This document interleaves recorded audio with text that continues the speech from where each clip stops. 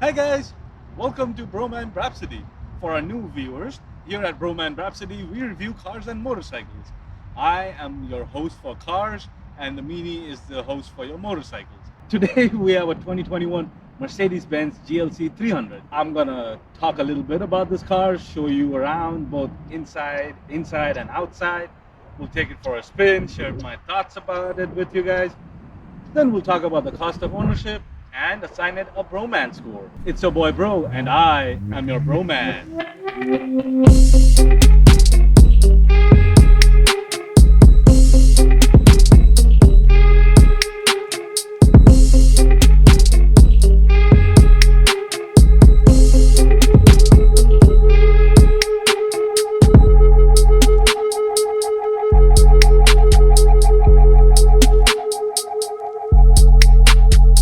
Mercedes-Benz is probably the most renowned and well-known automobile brand in the whole world.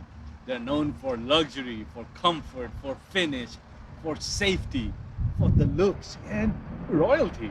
You know, back in the day, a lot of royalty used to own Mercedes and Rolls-Royce and things like that. So this is a very premium brand. Lately, the market segment of compact SUVs has been taking off like crazy. The GLC class is their compact luxury SUV lines. This is a 2021 GLC 300 in the 4MATIC trim, so you get all-wheel drive, and it also has the AMG package. It's not this 43 AMG, but it has the AMG package. So let's go ahead, take a look at some of the features around the car, and I'll show you some of the features inside. So we're starting out from the front of the car. It's got parking sensors. It has 4 parking sensors up front. It has the beautiful LED headlamps with the running DRL and the illuminated star with the camera right underneath it. This has the AMG package. It's got these little shiny hexagons on here. If you look closely at the headlights, it says Mercedes-Benz there and LED high performance there. So under the hood, you have the 2-liter turbocharged 4-cylinder engine, and that puts out about 255 horses and 273 foot-pound of torque. What they did different for the 2021 model was that now this car comes with a 9-speed transmission. Another thing that you get with the AMG package are those AMG wheels. This is the key fob for the GLC 300. It's got buttons for your lock and unlock, panic trunk release, and this nice 3-star logo here. So the side mirrors, they fold in when you lock them and come out when you unlock it. So you press the lock button. See, those folded right in. Now let's press the unlock button. And boom, they fold out. Starting off from the door, this is the driver's side door. I like the way the door looks and the design. You have this little tan leather here, and this is really nice and soft to the feel. All of the materials are really soft to the touch, and so is this. Then you have your brushed aluminum insert here with your seat settings and seat controls and settings. Heated seats, that's the speaker cover. This looks so nice. Everything feels so nice to the touch. I'm a big fan of Mercedes interiors. So on your door panel, you have, these are all illuminated. I don't know if you can see in the video, but there's a little purple light here. It's all illuminated. You have the button for your child lock, all of your windows, and you can adjust your mirrors with these left and right. And that button is to get to fold or unfold your side mirrors. Then to the side of your steering wheel, you have the buttons for your headlights and fog lights. On the left side of your steering wheel, the buttons here are back, home, and the touchpad to control the menu in your instrument cluster. Then you have the buttons for your cruise control, setting the cruise control, canceling the cruise control, and all of that. On your right hand side, you have the buttons that control the infotainment screen, so home, back, and the touchpad. And then below that you have your volume control for your music, voice commands, and your phone controls. This car has paddle shifters. How cool is that? And the shift lever is on your steering wheel column, so that's your shift lever, not your wiper stock.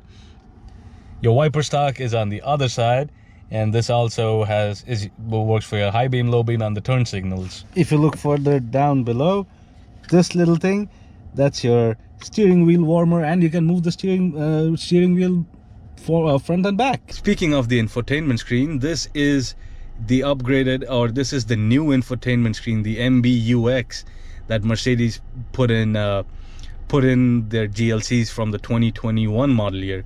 So the screen is bigger, and I really think that the resolution is a lot better, and this looks a lot cooler in my opinion. That's your phone. If you have a phone connected, you can look up the phone, your menu, contacts, all of that from your phone. Then next we have your navigation. This is not your old looking navigation. This looks like what you would expect on Google Maps or things like that. So that's an upgraded one. That's a good update. After the navigation, you have your radio setting, and you have a bunch of options to select from. Sirius XM, FM, AM. If you have a device connected, you can access your media. I don't have my phone connected, so nothing there. And then you can select the ambient lighting. You have the multicolor option going on, and you can select different styles. And then you have the info screen. That'll give you your vehicle info. It'll give you your engine performance. You have your temperature, engine temperature here, oil temperature on the other side, and all the other parameters for performance, torque, voltage, how much horsepower are you using, how much torque are you using. Right now I'm standing still, so I'm not using any. Then we have your fuel consumption menu, and this will give you your average fuel consumption. Right now this is averaging about 17.8 miles to a gallon. And then we have our operator's manual, and you have an electronic version of the owner's manual here.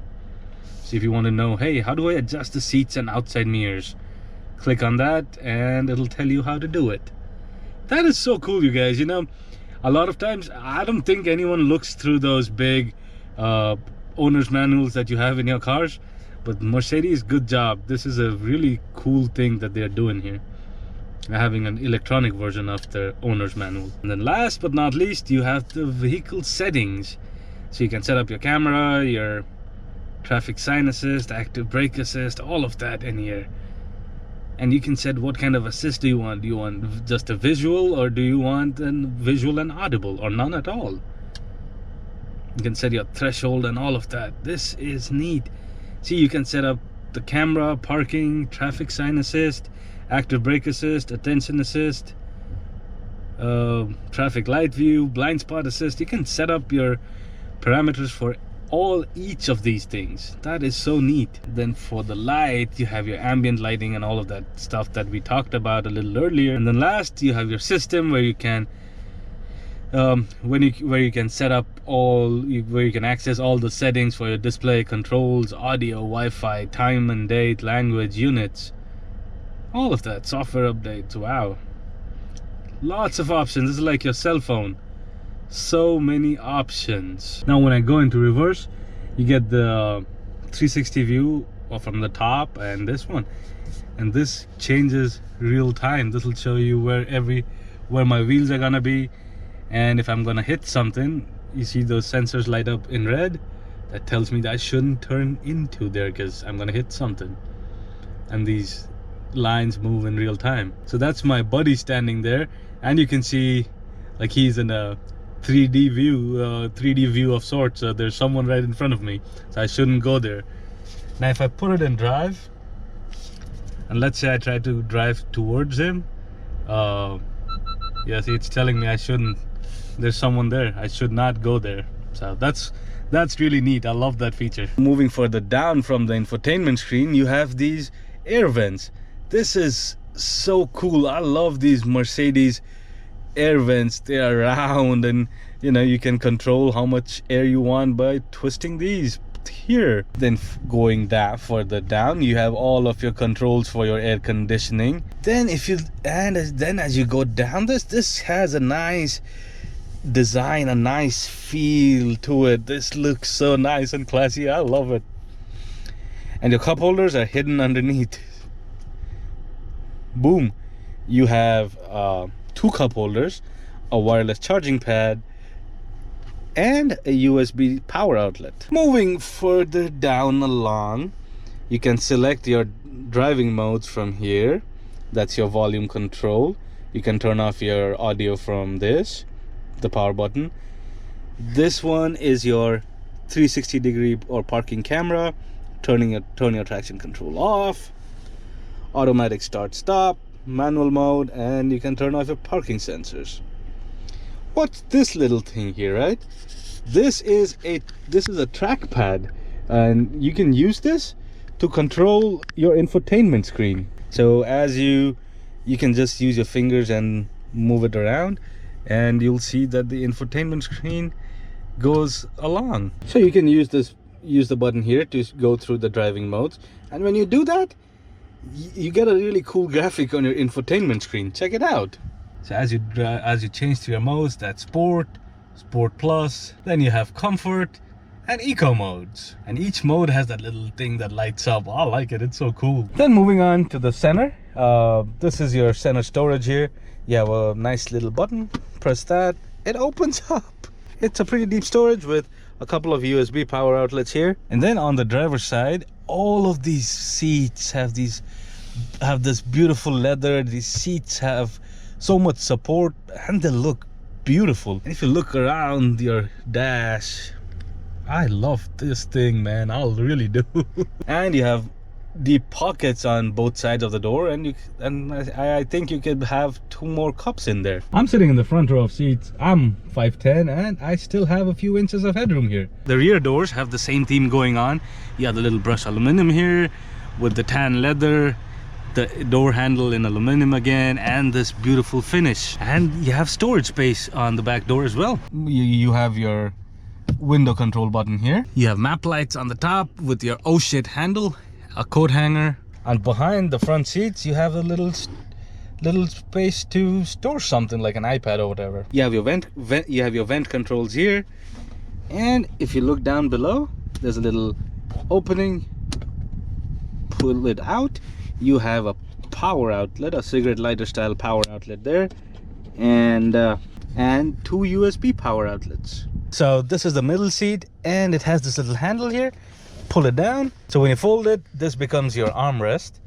If you open it up, it's got some storage space in here. What about the cup holders though, right? Well, look here, these are your cup holders. I have tons of headroom here, guys. Tons of headroom, tons of space on the side as well. As for the legroom, my knees are just touching the front seat. And this is the view from the rear seats.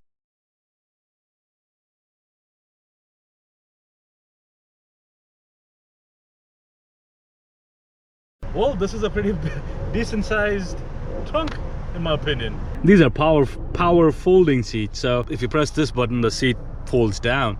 Check it out. I like it. You also have a power outlet here, a cigarette lighter style power outlet.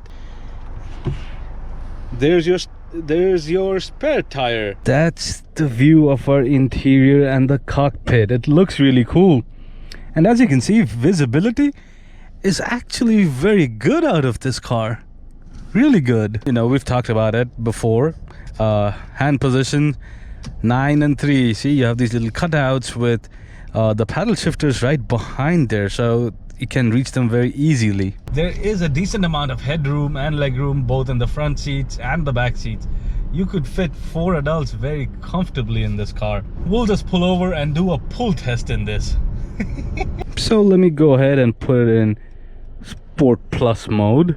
Brake, foot on the gas and foot on the brake, and we'll go.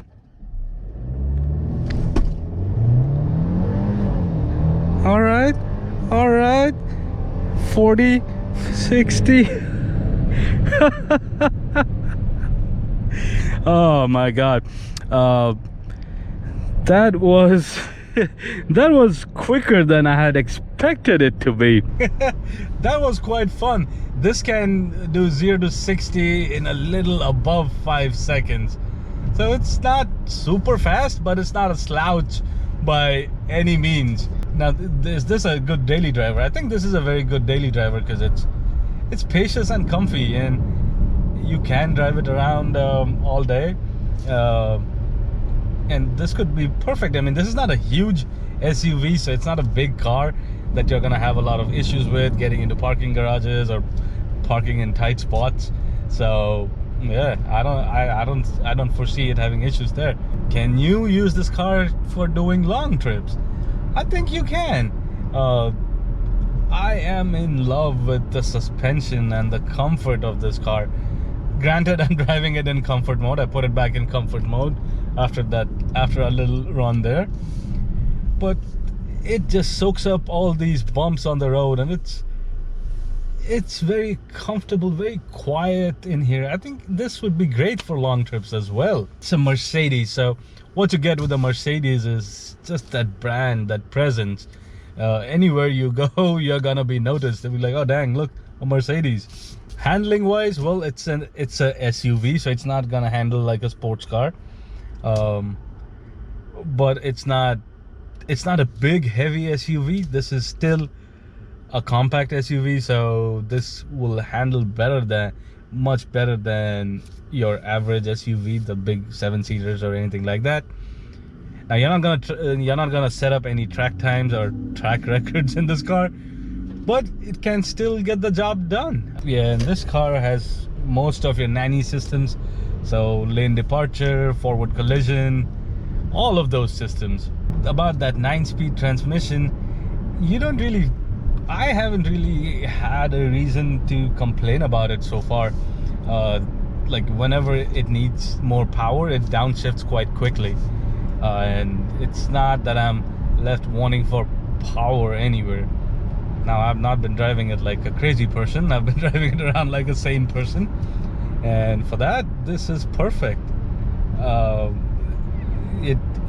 It does try to go up to the highest gear as fast as it can, but whenever you need the power, it downshifts into lower gears very quickly. It's got that auto start stop feature, and that thing always gets me in all of the cars that I've reviewed. Any car that has it, when you're stopped at this red light or whatever, the car kind of dies, and then as soon as you lift the foot off your brake, it goes, yeah, there you go, it gives that little starter sound, and I'm like, okay.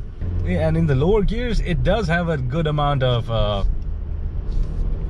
pull to it. Like if you step on it, it'll go. And see, gears 1 through 5 are so quick.